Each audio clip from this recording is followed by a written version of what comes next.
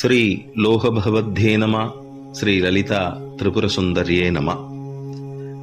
ஈஸ்வரனிடத்திலே நாராயணன் மற்றும் தேவர்கள், ரிஷிமார்கள், முனிமார்கள் அனைவரும் சென்று மீண்டும் தக்ஷயாகம் நடத்துவதற்கான உத்தரவையும் நம்முடைய பகவதி மற்றும் வீரபத்ரனுடைய சினம் தணிவதற்கு ஐயன் அருள் புரிய வேண்டும் என்ற வரத்தையும் பெற்றுக்கொண்டு அங்கிருந்து பயணிக்கிறார்கள். போற வழியில லலிதா திரிபுர சுந்தரியாம் ஆதிபராசக்தியை போய் தரிசனம் செய்கிறார்கள். தரிசனம் செய்து, அம்மா, ஈஸ்வரன் செவிசாய்த்து எங்கள் குறைகளை தீர்ப்பதற்காக முன்வந்துள்ளார் என்ற செய்தியை அங்கே சொல்கிறார்கள்.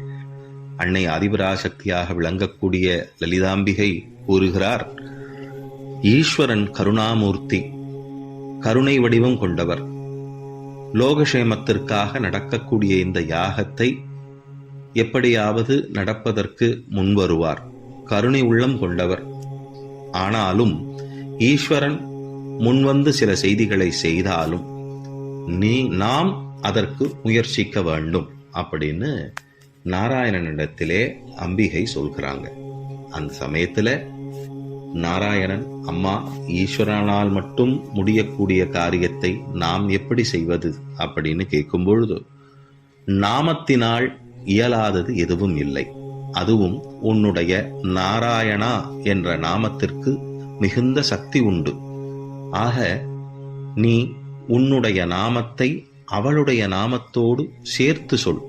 கருணை உள்ளவள், லக்ஷ்மி கடாட்சம் கொண்டவள், உக்ரமானவள், ஆனாலும் மிகுந்த சாந்தி ரூபம் கொண்டவள். ஆக நீங்கள் அம்மே நாராயணா, தேவி நாராயணா, ருத்ரே நாராயணா, பத்ரே நாராயணா, லக்ஷ்மி நாராயணா என்று அவருடைய திருநாமங்களை சொல்லி சாந்திப்படுத்துவதற்கு இந்த நாமம் பெரிதும் உதவியாக இருக்கும் என்று சொல்கிறார்கள்.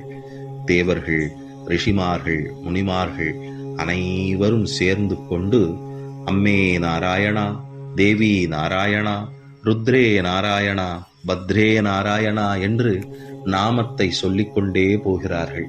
அந்த நாமத்திலே சற்று பொறுமையாக இருந்து பகவதி மெய்சிலிர்த்து அங்கே நிற்கிறார்கள்.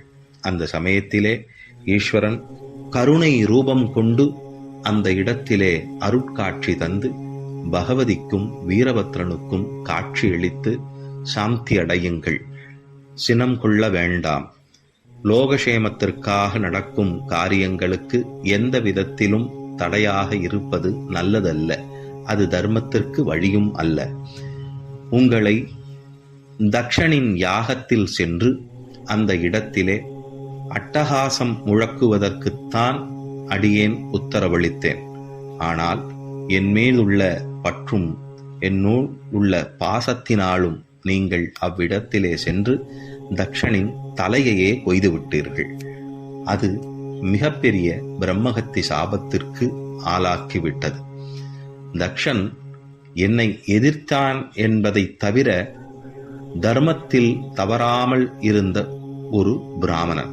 ஆக அவனின் தலையை கொய்தது தவறு.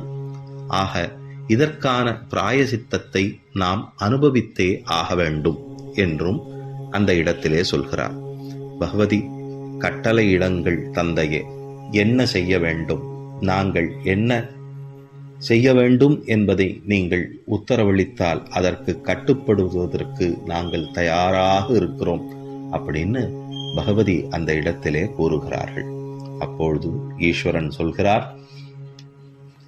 இந்த காரியம் நடந்ததனால் பராசக்தியாக விளங்கக்கூடிய சதிதேவியின் உடல்கள் 51 பாகங்களாக சென்று விட்டது. ஆனாலும் அந்த 51 இடங்களிலும் சக்தி பீடங்களாக அமையப்பெற்றிருக்கிறது.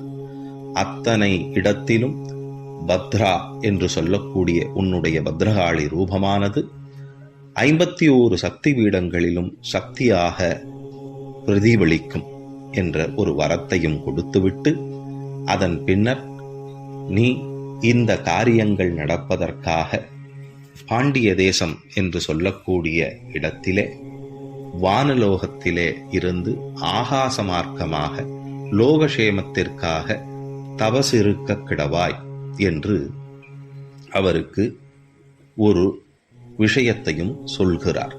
வீரபத்ரனை வடதிசையை நோக்கி இமயம் இறுக்கி அருகாமையிலே லோகக்ஷேமத்திற்காக அவரையும் தவசிருக்க சொல்கிறார். 2 பேருக்கும் இப்படிப்பட்ட ஒரு நிலை வருகிறது.